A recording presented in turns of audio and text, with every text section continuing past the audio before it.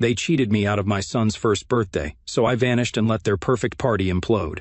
I stood there in the kitchen, staring at the pot of coffee I'd just brewed. My phone buzzed on the counter. It was Marissa, my wife, or at least she still was, legally speaking. The text popped up, and I swear it felt like someone dumped a bucket of ice water over my head. "Hey, just a heads up, Mom's hosting a small thing for Eli's birthday Saturday. We kept it tight, just family. Hope you understand." I read it once, then twice, because my brain couldn't catch up with what my eyes were seeing. Just family? Eli's my son, my little boy, the one I'd rocked to sleep 100 times, the one whose diapers I changed in the middle of the night while Marissa snored away. His first birthday, and I'm not invited. My chest tightened, like someone had grabbed my heart and squeezed it hard. I blinked at the screen, trying to make sense of it, but all I could feel was the sharp sting of this betrayal, cutting deeper with every second I stood there. I couldn't just let it sit there, festering like that. My hands were shaking, but I hit the call button anyway. Marissa picked up after 2 rings, her voice all light and airy, like she was talking about the weather. "It's just a birthday, Cal. Don't make it a thing."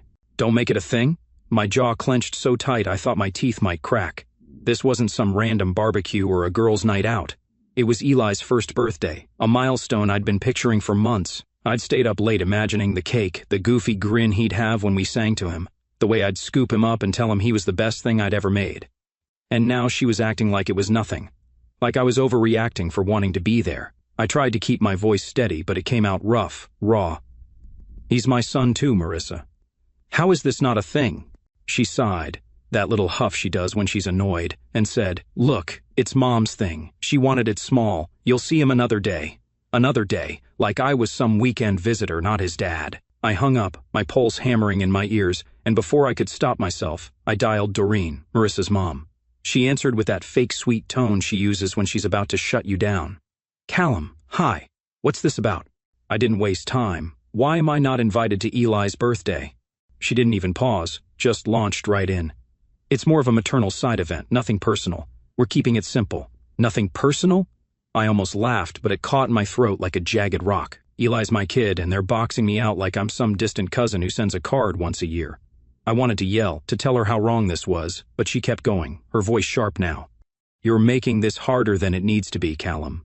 It's one day. One day. My son's first birthday." I hung up on her too, my hands shaking so bad I almost dropped the phone. I walked into the living room, still reeling, and there it was. A half-finished Lego tower Eli had been playing with the last time he was here. Those little blue and red bricks scattered across the coffee table hit me like a punch to the gut. I could still see his chubby hands stacking them, hear his giggle when they'd fall over. That was my boy, my life, and they were cutting me out of it. Something snapped inside me, this hot, angry thing I couldn't push down anymore. Fine. If they didn't want me there, if I wasn't family enough for them, then I wouldn't be around at all. I grabbed my phone again, my thumb hovering over the screen, and I started looking for a way out, not just out of the house, but out of this whole mess they'd made. They could have their maternal side without me. I'd be gone, and they'd see what it felt like to miss someone who mattered. I didn't know where I was going yet, but I knew I wasn't sticking around to beg for a seat at a table they didn't even set for me. My heart was still racing, but now it wasn't just hurt, it was purpose. I'd show them I didn't need their permission to live my life, to feel like I mattered.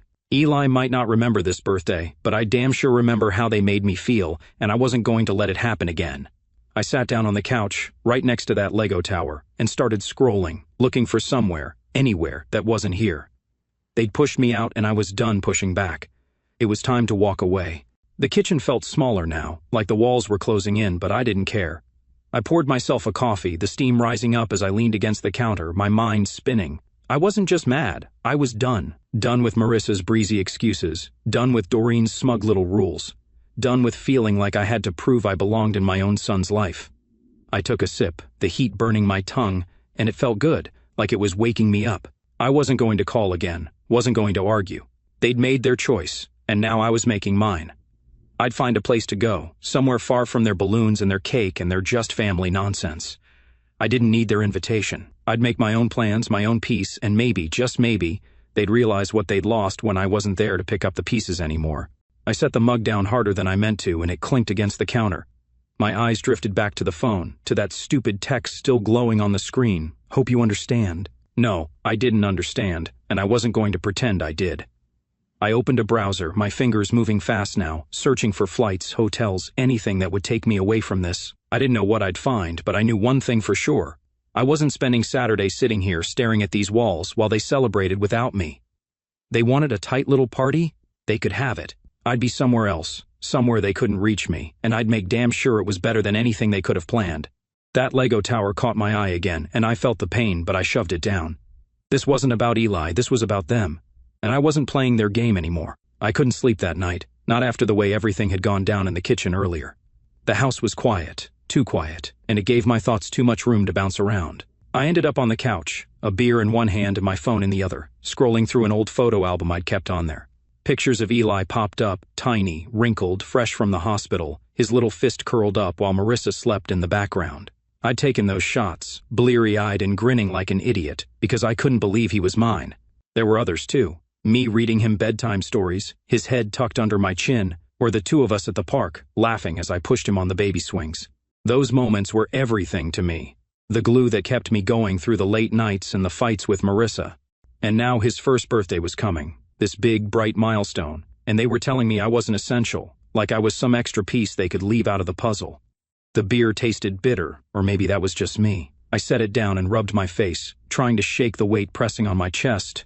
I kept seeing the text from Marissa, those cold little words, just family, and Doreen's voice, smooth and sharp, calling it a maternal side event. It wasn't just that they didn't invite me, it was that they didn't even think I'd care. Like all those nights I'd spent pacing the floor with Eli, all those mornings I'd made his bottles, didn't count for anything. I wasn't going to sit here and take it though. I wasn't going to let them erase me from his life one small thing at a time. My hand was trembling, but I grabbed my phone again, this time with a purpose. I wasn't calling anyone, I was done talking. I opened a travel app instead, the screen lighting up my face in the dark living room. At first I scrolled through beach resorts, picturing sand and sun and a drink with one of those little umbrellas, but that didn't feel right. Too loud, too crowded. I needed something else, something that would strip away all this noise in my head. Then I saw it, Jackson Hole, Wyoming. Snow, mountains, cabins tucked away where no one could find me. It hit me like a lightning bolt. This was it. I could see myself there, standing in the cold, breathing air that didn't smell like resentment. I tapped through the options fast, my heart pounding now, but not from anger anymore. A private cabin, a ski pass, a first-class flight out of here. It was all right there, waiting. I didn't care about the cost, I just wanted out. I booked it all in one go, my fingers slamming the confirm button like it was a lifeline. The next morning, I woke up with a crick in my neck from the couch, but I didn't care. The sun was barely up and I felt different, like I'd taken a step I couldn't take back. I grabbed my phone and called Jude, my boss, before I could second-guess myself. He picked up quick, his voice gruff, like he'd just rolled out of bed too. "Cal, what's up, you okay?" I didn't sugarcoat it. "I need some time off, Jude. Starting tomorrow, I'm heading out of town." There was a pause, and I braced myself for questions, but he just chuckled, low and easy. "You deserve some space, man. Take it. We'll manage without you for a bit." I let out a breath I didn't know I'd been holding. "Thanks, Jude. I owe you." He laughed again. "No, you don't. Just don't freeze your ass off wherever you're going." I hung up, and for the first time in days I felt lighter. The house didn't feel so small anymore. It felt like a launch pad. I got up, stretched, and walked to the kitchen to make coffee, my mind already racing with what I'd need to pack. Wyoming wasn't just a getaway, it was a statement. They could have their party, their balloons, their cake. I didn't need it. I'd be somewhere else. Somewhere they couldn't touch me, and I'd make it better than anything they could throw together. I poured the coffee, the smell filling the room, and leaned against the counter, staring out the window. The backyard was still just grass and a couple of trees, but in my head I was already seeing snow-covered hills and pine trees stretching up to the sky. I took a sip, letting the heat sink in, and started planning. I'd need my heavy coat, some boots, maybe a hat, stuff I hadn't touched since last winter. I'd pack light though, I didn't want anything weighing me down. This wasn't about running away, it was about taking control. They thought I'd just sit here, waiting for scraps of time with Eli, but they were wrong. I wasn't going to beg for a place in his life. I'd build something for myself instead. The coffee mug warmed my hands, and I felt a small, hard smile tug at my mouth. Jackson Hole wasn't just a trip, it was my way of saying I wasn't disposable. They could keep their tight little party. I'd be gone, and they'd feel it. I set the mug down and headed to the bedroom, pulling my duffel bag out from under the bed. It was old, a little beat up, but it'd do. I tossed it on the mattress and started grabbing clothes, sweaters, socks, a pair of gloves I'd forgotten I owned. Every item I threw in felt like a brick in a wall I was building between me and them. I didn't know what I'd find out there in the snow, but I knew it'd be better than sitting here, staring at that half-finished Lego tower and feeling like I didn't matter. I zipped the bag shut, the sound loud in the quiet room, and stood there for a second, breathing hard. This was it. I was really doing it. And for once, I wasn't looking back. I stood in the bedroom, my duffel bag zipped up and sitting on the bed like a quiet promise. Packing it had been slow, deliberate. Every sweater I folded, every pair of socks I tucked in felt like I was putting on armor. Not the kind that protects you from a fight, but the kind that keeps you standing when someone's already knocked you down. The house was still, just the hum of the fridge in the kitchen breaking the silence, and I liked it that way. It gave me space to think, to let the decision I'd made last night settle into my bones. I was leaving. Jackson Hole was waiting, and I wasn't going to let anything pull me back. Not guilt, not second thoughts, nothing. I grabbed the bag, slung it over my shoulder, and headed downstairs, my boots thumping on the steps. It felt good, that weight on my back. It was mine, something I'd chosen. My phone buzzed as I hit the bottom stair, and I almost ignored it. But I glanced at the screen, and there it was. A flood of messages lighting up like warning lights on a dashboard. Marissa's name popped up first. "You sure you don't want to come? It's no big deal." I stared at it, my jaw tightening. No big deal? She was still acting like this was some casual thing, like I was overreacting for wanting to be at my own son's birthday. I scrolled down, and there was Doreen. "Don't make this about you." That one hit like a slap, and I could hear her voice in my head, all prim and cutting. Then Kylie, Marissa's sister, chimed in. "Hope you're not serious. Eli won't remember." I let out a sharp breath, almost a laugh, but there was no humor in it. They didn't get it, not one of them. This wasn't about Eli remembering. This was about me, about what it meant to be his dad, and they were stripping that away like it was nothing. I dropped the bag by the front door and sank onto the couch, my phone still in my hand. Part of me wanted to fire back, to type out everything boiling inside me, how they'd gutted me with this, how they didn't have the right to decide where I belonged. But what was the point? They'd just twist it, make me the bad guy for feeling anything at all. Instead, I opened the camera roll, found the picture of my plane ticket I'd screenshotted last night, first class to Jackson Hole, departure tomorrow, and stared at it. That was my answer right there. Not words, not arguments, but action. I switched to my social media app, the one I barely used anymore, and posted the ticket with a caption, "If I'm not invited, I'm unavailable." I hit send before I could overthink it, and the little notification sound felt like a door slamming shut. Good. Let them see it. Let them know I wasn't sitting here waiting for their permission. The phone buzzed again almost instantly. Likes, comments, a couple of shocked emojis from old friends I hadn't talked to in months. I didn't read them. I didn't need their opinions either. I tossed the phone onto the cushion next to me and leaned back, staring at the ceiling. The half-finished Lego tower was still there on the coffee table, and it caught my eye again. I could almost hear Eli's laugh, that high-pitched squeal he'd let out when I'd knock it over on purpose just to see him smile. My chest ached, but I pushed it down. This wasn't about abandoning him. It was about refusing to let them treat me like I didn't matter. I'd see him soon, on my terms, not theirs. For now, I had to get out, had to breathe air that didn't taste like their rules. I got up, grabbed my coat from the closet, and checked the time. I still had a few things to do. Pick up some thermal socks, maybe a new pair of gloves, stuff I'd need for the snow. The airport shuttle was booked for tomorrow morning, and I wanted to be ready. I stepped outside, locking the door behind me, and the cold air hit my face, sharp and clean. It wasn't Wyoming cold, not yet, but it was a taste of what was coming. I walked to my truck, the duffel still slung over my shoulder, and tossed it in the back. Driving into town, I kept the radio off, letting my thoughts run. I pictured Marissa reading that post, her lips pressing into that thin line she does when she's mad. I pictured Doreen scoffing, telling whoever would listen that I was being dramatic. Good, let them talk. I wasn't there to hear it. At the store, I moved quick, socks, gloves, a scarf I didn't really need but grabbed anyway. The cashier, a kid with a bored look, barely glanced at me as he rang it up. "Big trip?" he mumbled, nodding at the pile. "Yeah," I said, keeping it short.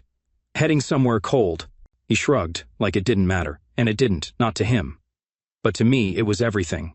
I paid, grabbed the bag, and headed back to the truck. The sky was gray now, clouds rolling in, and it matched how I felt, stormy but steady. I drove home, the streets quiet, and pulled into the driveway just as my phone buzzed again. I didn't check it. I didn't need to. Whatever they had to say, it could wait. Back inside, I dropped the shopping bag by the duffel and went to the kitchen.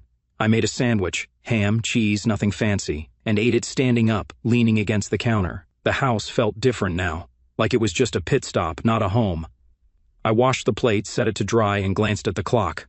Tomorrow couldn't come fast enough. I grabbed my phone one last time, saw the notifications piling up, more messages, more reactions, but I powered it off. Silence. That's what I wanted, what I was chasing. I headed upstairs, lay on the bed without bothering to change, and closed my eyes. The duffel was packed, the ticket was posted, and I was gone. Maybe not yet, but in every way that mattered. They'd see it soon enough. I stepped off the plane in Jackson Hole, and the cold hit me like a wall. Sharp, crisp, and so different from the stale air I'd left behind. It rushed into my lungs, stinging a little, and I stood there on the tarmac for a second, just breathing it in. The mountains loomed in the distance, jagged and white, like something out of a painting I couldn't have dreamed up. I'd made it. My duffel bag hung heavy on my shoulder, but I didn't mind. I felt lighter than I had in weeks. The resentment, the hurt, all that mess with Marissa and Doreen. It was still there, sure, but it was quieter now, muffled by the wind whipping across the runway. I adjusted my coat and headed toward the Lodge shuttle, my boots crunching on the thin layer of snow already dusting the ground. The shuttle driver, a guy named Wes, gave me a nod as I climbed in. He was older, maybe 50, with a scruffy beard and a voice that sounded like he'd smoked one too many cigarettes. "First time in Jackson?" he asked, glancing at me in the rearview mirror as he pulled away from the airport. "Yeah," I said, settling into the seat. "Needed a change?" He chuckled, low and easy. "You picked a good spot for it. Nothing like these mountains to clear your head." I didn't say much after that, just watched out the window as the town slid by. Little shops with wooden signs, snow piled up on the curbs, peaks rising higher the further we went. Wes kept talking, pointing out landmarks, telling me about some bar with the best chili in town. I nodded along, half listening, but mostly I was soaking it in. The quiet, the space, the fact that no one here knew me or cared why I'd come. The shuttle wound up a narrow road, trees closing in on both sides, and then there it was, my cabin.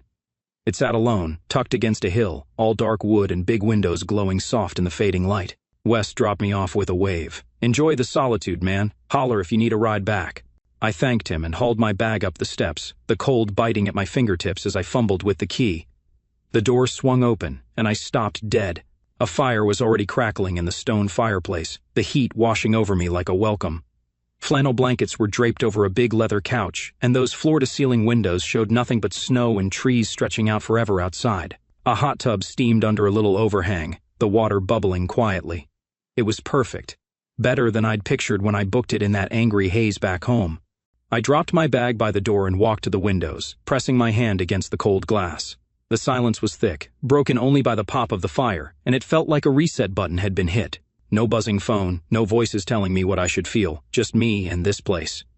I pulled out my phone, snapped a quick selfie with the fire glowing behind me, and posted it. No balloons, no drama, just silence. I didn't check the likes right away, just tossed the phone onto the couch and grabbed a beer from the little fridge the lodge had stocked. The first sip was cold, sharp, and I sank into the couch, letting the warmth from the fire seep into my bones.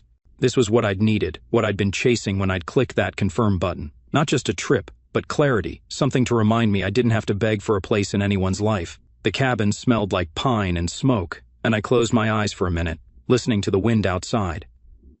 I could have stayed home, could have fought harder to be at that party, but what would that have gotten me? A seat at the edge of the table, a forced smile while Doreen made her little jabs? No, this was better. I opened my eyes and looked around again, the wooden beams overhead, the thick rug under my feet, the way the firelight danced on the walls.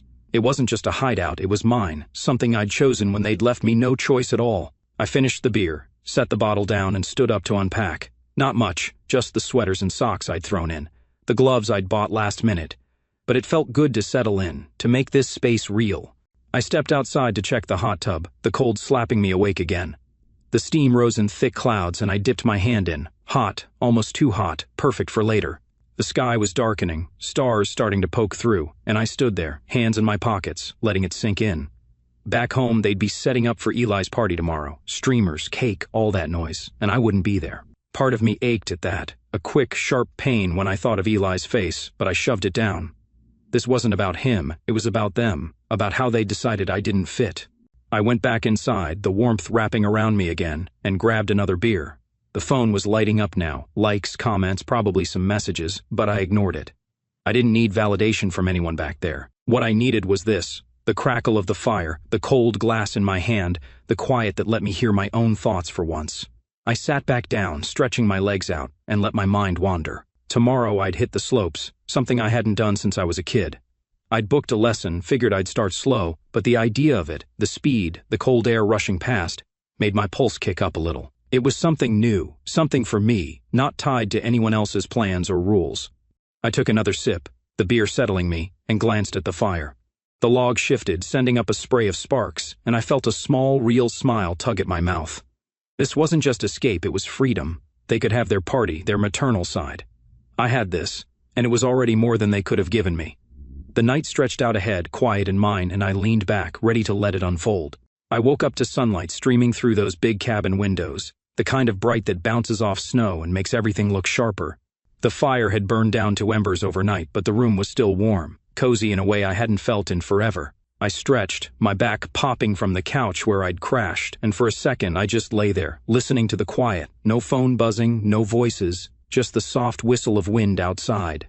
It was Saturday, Eli's birthday, and back home, they'd be blowing up balloons, setting out snacks, getting ready to sing without me.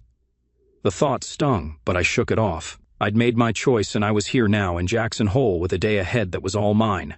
I got up, made coffee in the little kitchen, and stood by the window, mug in hand, watching the mountains glow under the morning sun. This was my therapy, and it was already working. I'd booked a ski lesson for today, something to keep me moving, to keep my head from spinning back to what I was missing. I pulled on my gear, thermal socks, the new gloves, a jacket I hadn't worn in years, and grabbed the ski pass from the counter. The lodge shuttle picked me up right on time, Wes behind the wheel again, grinning like he'd been waiting to see me. "Skiing today, huh?" "Good call," he said, pulling onto the road. "Powder's fresh. Best day for it." I nodded, managing a small smile. "First time in a while. Hope I don't eat it too bad." He laughed, a rough, friendly sound. "You'll be fine. They've got good folks up there to show you the ropes." The ride was quick, the hills rolling by, and I felt a flicker of excitement, something I hadn't expected. This was new, and I needed new. At the ski rental shop, I met Lane, my instructor. She was maybe 30, with short hair tucked under a beanie and a grin that said she'd seen her share of shaky first-timers. "Callum, right? Ready to hit the snow?" she asked, handing me a pair of skis. "Yeah," I said, taking them, the weight solid in my hands. "Let's see if I remember how this works." She walked me through the basics, how to clip in, how to shift my weight, how to stop without plowing into a tree. Her voice was calm, steady, with a little edge of humor that made it easy to listen. We started on a gentle slope, just a practice run, and I wobbled at first, my legs feeling like they belonged to someone else. But then I got it, the rhythm, the lean, and I made it down without falling. Lane clapped, grinning. "Not bad, Cal. You're a natural." I laughed, breathless, the cold air burning my lungs. "Tell that to my knees." The next run was steeper, faster, and I felt it. The rush, the way the wind cut past me, the snow crunching under my skis. My mind went blank, no room for anything but the slope and the next turn. It was exactly what I'd needed, this clean wipe of everything back home. Lane kept me going, pushing me a little harder each time, and by the end, I was grinning like a kid, sweat soaking my shirt under the jacket. "You're hooked now," she said, unclipping her skis. "Tomorrow, we'll try something bigger." I nodded, still catching my breath. "Deal." The mountains stretched out around us, white and endless, and I felt steady for the first time in days. Back at the cabin, I peeled off my gear and headed straight for the hot tub. The water was scalding, steam rising into the cold air, and I sank in with a groan, a bourbon in hand from the bottle I'd found in the cabinet. The heat melted into my muscles, and I leaned my head back, staring up at the sky turning pink and orange. It was peaceful, perfect, and then my phone buzzed on the ledge where I'd left it. I almost ignored it, but I glanced over. Messages piling up again. "Trent, my brother-in-law, why are you being so dramatic?" "Doreen, of course you abandoned your own son." I stared at them, the bourbon glass cold against my palm, and felt a laugh bubble up, short, hard, empty. They were still at it, still trying to drag me back into their mess. I didn't answer. Instead, I opened my camera, snapped a shot of the mountain glowing in the sunset, and posted it. Sometimes peace is the best gift you can give yourself. Then I tossed the phone aside, letting it clatter on the wood. The water bubbled around me, and I took a slow sip of the bourbon, the burn matching the heat on my skin. Back home, they'd be cutting cake right about now, singing to Eli while he clapped his little hands. I pictured it for a second. His face lit up, Marissa smiling, Doreen fussing over everything, and it hurt, but not as much as I'd thought it would. I wasn't there, and yeah, that sucked, but this was mine. The mountains, the snow, the quiet. They didn't get to take that away. I closed my eyes, letting the steam wrap around me, and thought about the day, skiing with Lane, feeling my body figure it out, the way the world shrank down to just me and the slope. It was simple, clean, and I hadn't realized how much I'd needed that until now. The sky darkened, stars popping out one by one, and I stayed there, soaking, sipping, letting the cold air mix with the heat. My phone buzzed again, but I didn't look. Whatever they had to say, it could wait, forever, if I wanted. I wasn't their punching bag anymore, not their fallback guy to blame when things went sideways. I finished the bourbon, set the glass down, and sank lower in the water, the jets rumbling against my back. Tomorrow, I'd ski again, maybe grab a beer at that bar Wes had mentioned. For now, though, this was enough. The hot tub, the mountains, the silence. I'd left their party behind, and out here, I was finding something better. Peace wasn't just a word, it was this, right here, and I wasn't letting it go. I woke up Sunday morning to the smell of coffee brewing in the cabin's little machine, the kind of slow drip that fills the air with something steady and warm. The hot tub had knocked me out last night, and I'd slept hard. No dreams, just a deep, blank rest I hadn't had in weeks. I rolled off the couch, my muscles stiff from skiing but loose from the soak, and grabbed my phone off the counter where I'd left it. The screen was lit up with notifications, but one stood out, a voicemail from Amira, my cousin, the only one in the family who ever got me. Her name made me pause, a little spark of curiosity cutting through the haze. I poured a mug of coffee, the steam curling up, and hit play, leaning against the counter as her voice crackled through. "Cal, you are not going to believe what happened." That was it, short, sharp, with a laugh behind it. I grinned despite myself. Amira always had a way of pulling me out of my own head. I took a sip of the coffee, strong and black, and dialed her back. She picked up on the first ring, like she'd been waiting. "Cal, oh my God, where do I even start?" she said, her voice buzzing with energy. "The party yesterday? It was a train wreck. You dodged a bullet, trust me." I set the mug down and walked to the window, the mountains stretching out white and calm under the morning sun. "What happened?" I asked, keeping it casual, but my pulse kicked up a little. I wasn't sure I wanted to know, but I couldn't not ask. Amira didn't hold back. She never did. "Okay, so it starts fine, right? Balloons, cake, Eli's all cute in his little hat. Then Doreen gets up to make this toast, and get this, she says something about men who couldn't make it, all smug like she's scoring points. Marissa rolls her eyes, but you can tell she's pissed. I snorted, picturing it. Doreen with her wine glass, that fake smile she wears like a mask. "Sounds about right," I said. Amira laughed. "Oh, it gets better. So Derek shows up, you know, your buddy from work? He's invited, which is already weird since he's not family, and he brings his new girlfriend. Guess who? Marissa's old roommate, Tara, the one she hates." I froze, coffee halfway to my mouth. No way. "Yes way," Amira said, glee in her voice. Marissa's face, "Cal, I wish you'd seen it." She goes white, then red, and Kylie's over there losing it, yelling at Derek like he planned it. Meanwhile, Doreen's trying to play peacemaker, but she snaps at some random aunt instead. And Eli, he's overstimulated, screaming his head off. I laughed, a real one this time, sharp and loud in the quiet cabin. "Keep going," I said, leaning into the story now.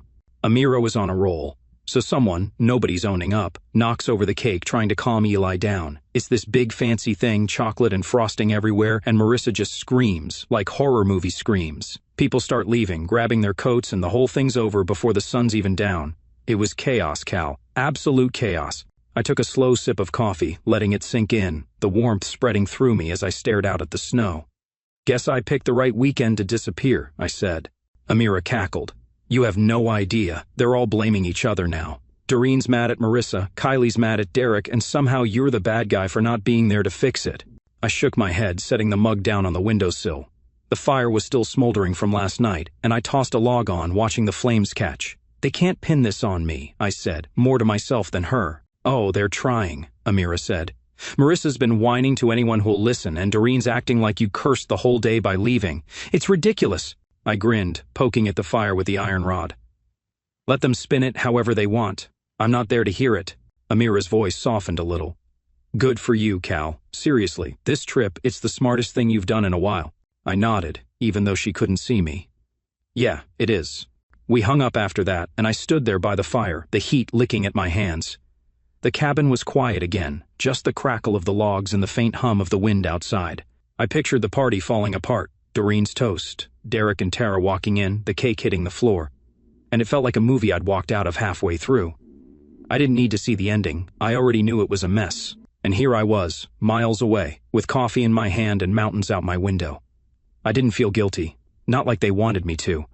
I felt satisfied, like I'd bet on myself and won. I grabbed my phone again, scrolling through the messages I'd ignored last night. Trent, Doreen, Kylie, all the same noise trying to drag me back into their drama. I didn't answer. What was there to say? They'd made their party, and it had blown up in their faces. I wasn't the one who'd knocked over the cake or started the yelling. I took my coffee back to the couch and sat down, stretching my legs out. The sun was climbing higher now, turning the snow outside into a sheet of white fire. I thought about Eli for a second, his little hat, his cries, and it tugged at me, but not enough to pull me under. I'd see him soon, away from all that mess, just me and him. The fire popped, sending a spark up the chimney, and I leaned back, letting the warmth settle over me. Amira's call had been a gift, a front-row seat to their collapse without having to sit through it. I didn't need to gloat, I just needed this quiet distance, a space where their voices couldn't reach. I finished the coffee, the mug empty now, and set it aside. Outside, the day was waiting. Maybe another run on the slopes, maybe just a walk through the snow. Whatever it was, it would be mine, not theirs. They could keep their imploded party. I had this, and it was better than anything they could have ruined.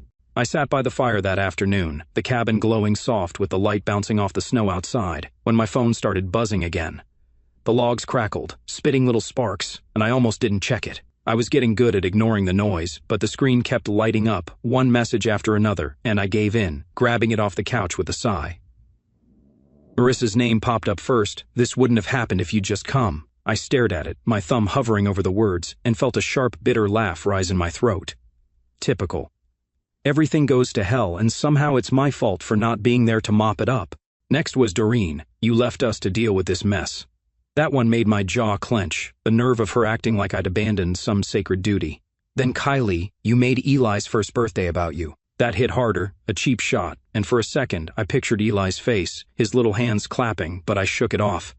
They were grasping, flailing, trying to pin their disaster on me. I set the phone down hard, the clack loud against the wood of the coffee table, and leaned back, rubbing my face. They excluded me, shut me out of my own son's birthday like I was some stranger, and now they wanted me to feel bad because it fell apart? I laughed again, short, joyless, the sound swallowed by the cabin's quiet. They didn't get it, and they never would. I wasn't the one who'd turned Eli's day into a circus. That was on them, on Doreen's snide toast and Marissa's grudges and whoever smashed the cake. I grabbed my coffee mug from earlier, still half full and cold now, and took a sip anyway, the bitterness matching my mood. The fire popped, and I stared into it, letting the heat sink in while their words rattled around in my head. My phone buzzed again, and I almost chucked it across the room, but it was Amira this time. I opened it quick, expecting more gossip, and she didn't disappoint. Doreen just told Grandma you cursed the party, said it's bad blood. Grandma's not buying it, though. I grinned, a real one this time, picturing Grandma Ruth, tiny, fierce, with a tongue that could cut glass. If anyone could see through Doreen's nonsense, it was her. I could hear her now, rolling her eyes, telling them all to stop whining. That bad blood, I muttered to myself, shaking my head, more like bad planning and worse attitudes. I didn't text Amira back yet, just set the phone down and stood up, stretching my legs. The cabin felt too still all of a sudden, like I needed to move to shake off the weight they were still trying to dump on me. I grabbed my coat and stepped outside, the cold hitting me like a slap, crisp and clean. The snow crunched under my boots as I walked toward the trees. No real plan, just needing the air. The mountains loomed ahead, steady and silent, and I stopped, hands in my pockets, breathing deep. Back home, they were probably still spinning their blame game. Marissa crying to her friends, Doreen lecturing anyone who'd listen, Kylie sulking like a kid. And here I was, the scapegoat, the one they'd decided to pile it all on. It'd be funny if it wasn't so pathetic. I kicked at the snow, sending a little puff into the air, and thought about how predictable they were. Exclude me, then act shocked when I didn't stick around to take their crap. The wind picked up, rustling the pines, and I turned back toward the cabin, my breath fogging in front of me. Inside, the fire was still going strong, and I tossed another log on, watching the flames flare up. My phone was where I'd left it, glowing with their messages, and I made a decision. I was done with it. I opened each one, Marissa's, Doreen's, Kylie's, and hit block one by one. The screen went quiet, and it felt like cutting a rope I'd been tangled in. Amira's number stayed. She was the only one worth keeping, but the rest, gone. They could yell into the void all they wanted. I wasn't listening anymore. I tossed the phone onto the couch and grabbed a beer from the fridge, the cold glass sharp against my hand. I sank back into the cushions, the fire warming my feet, and took a long sip. Blocking them wasn't just about shutting them out, it was about taking back what they'd tried to steal. They didn't get to dictate how I felt, not about Eli, not about myself. I pictured Grandma Ruth again, probably sitting in her old chair with that look she gets, telling Doreen to quit her dramatics. Bad blood, I said out loud, smirking. If anything, the bad blood was theirs, spilling all over each other while I was out here, free of it. The beer went down easy, and I let my head tip back, the cabin's quiet wrapping around me like a blanket. Outside, the sky was turning gray, clouds rolling in over the peaks, but it didn't bother me. Let it snow, let it storm, I wasn't going anywhere. This trip wasn't just a break, it was a line in the sand. They'd made me the bad guy? Fine. I'd play that part, but on my terms, not theirs. I finished the beer, set the bottle down, and grabbed the flannel blanket off the armrest, pulling it over my legs. The firelight danced on the walls, and I felt something settle in me. Anger, still, sure, but quieter now, mixed with something stronger. Amira's text about Grandma stuck with me, a little lifeline to the family that still made sense, and I held on to it. The rest? They were on their own. I closed my eyes, the warmth sinking in, and let the day fade out, their voices lost in the crackle of the fire. I woke up Monday morning, the last day of my extended trip, to a sky so blue it looked like it had been painted on. The snow had stopped overnight, leaving everything outside the cabin crisp and bright, the kind of morning that makes you want to stand still and take it in. I rolled off the couch, my back creaking from too many nights there, and started the coffee, the familiar smell filling the air as I shuffled to the window. The mountains glowed under the sunrise, soft pinks and oranges spilling over the trees, and I stood there, mug in hand, watching it unfold. This was it, my last day in Jackson Hole, and I didn't feel that pull to go back, not yet. I'd found something here, something I wasn't ready to let go of, and I wanted to hold it tight before the real world came crashing in. I took my coffee outside, stepping onto the porch in my boots and coat, the cold biting at my face as I leaned against the railing. The air was sharp, clean, and I sipped slowly, letting the warmth fight the chill. Back home, Marissa's email was probably still sitting there, unread, and the thought of it didn't twist me up like it might have a week ago. Doreen's blame, Kylie's whining, all their noise. It was distant now, like a radio station I'd tuned out. I pictured Eli for a second, his little grin, and that ached, but it wasn't enough to drag me under. I'd see him soon, on my terms, not theirs. For now, this sunrise, this quiet, it was mine, and I wasn't trading it for anything. I went back inside, the fire still dead from last night, and decided to skip it. No point building one just to leave it burning. Instead, I grabbed my phone and snapped a picture of the sunrise through the window, the light catching on the snow like sparks.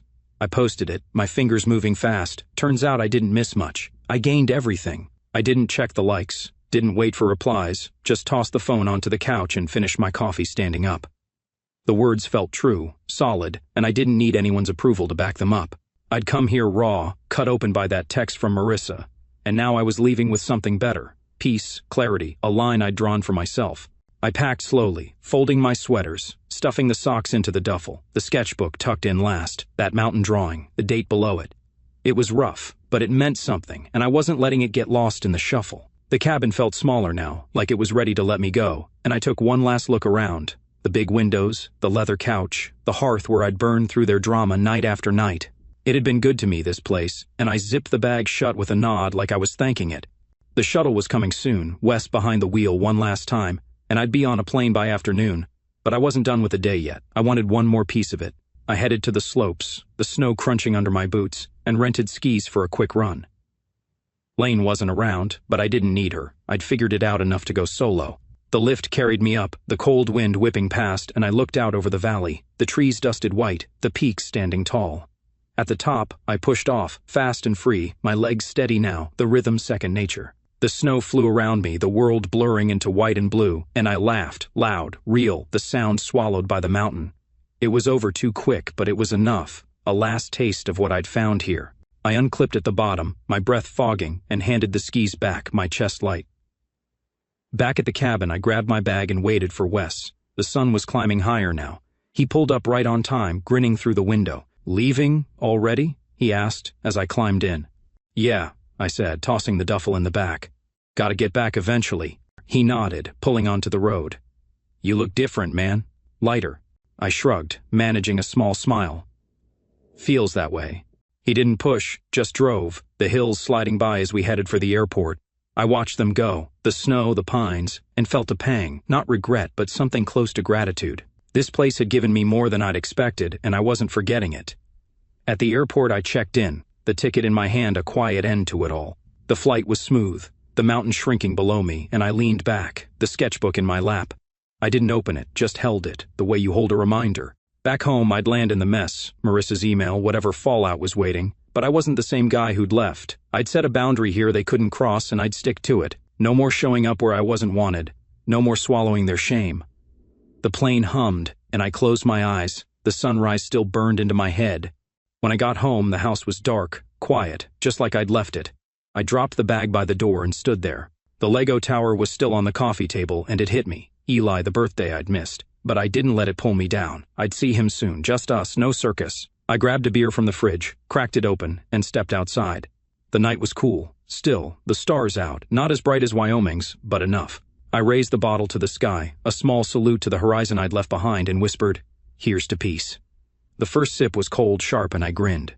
Zero regrets, all gain. Whatever came next, I'd handle it my way.